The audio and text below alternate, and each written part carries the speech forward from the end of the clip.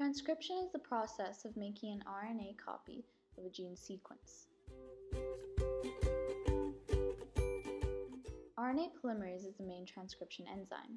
Transcription begins when RNA polymerase binds to a promoter sequence near the beginning of a gene directly or through helper proteins on a transcription start site. The RNA polymerase unwinds the DNA near the gene that is getting transcribed. The region of opened up DNA is called a transcription bubble. Only one of the two DNA strands serve as a template, called the antisense strand. Using the DNA template, RNA polymerase builds a new RNA molecule through base pairing, thus has an identical base sequence to the non-template strand, the sense strand, also called coding strand. The RNA complement has the base uracil, abbreviated U in place of thymine, abbreviated T, as well as a less stable 5-carbon sugar ribose in place of deoxyribose.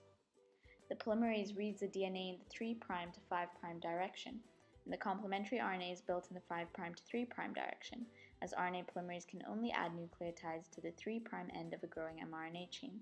This eliminates the need for the Okazaki fragments that are seen in DNA replication. RNA synthesis terminates once it reaches a DNA sequence called a terminate.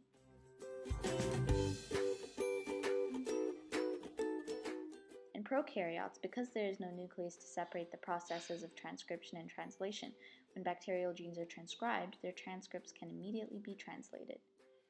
Transcription and translation are spatially and temporarily separated in eukaryotic cells. That is, transcription occurs in the nucleus to produce a pre-mRNA molecule. The pre-mRNA is typically processed to produce the mature mRNA, which exits the nucleus and is translated in the cytoplasm. Within all cells, the translational machinery resides within a specialized organelle called a ribosome.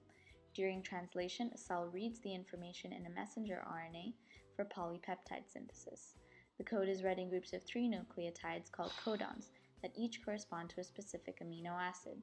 There are 61 different codons for 21 possible amino acids. 3 stop codons mark the polypeptide as finished.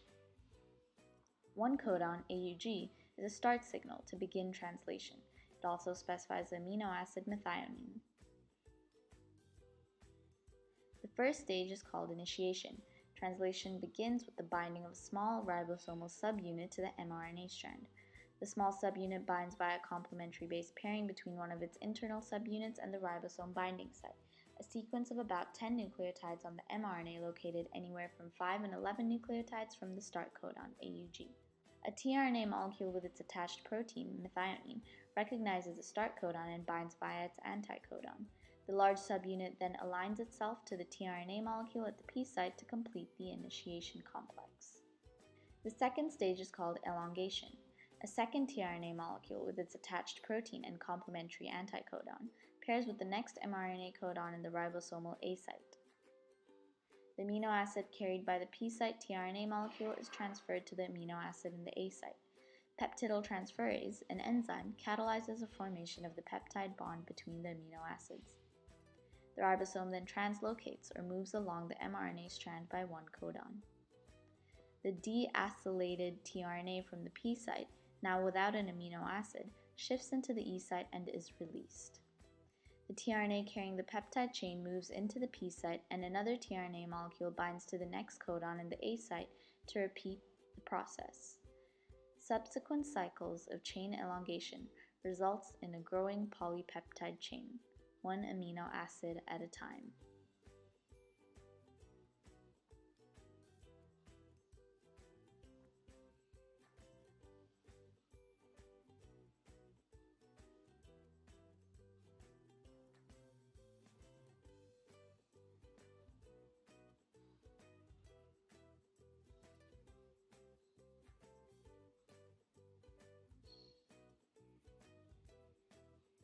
When a ribosome reaches the codon UAG, UAA, or UGA on an mRNA strand, then protein synthesis is terminated.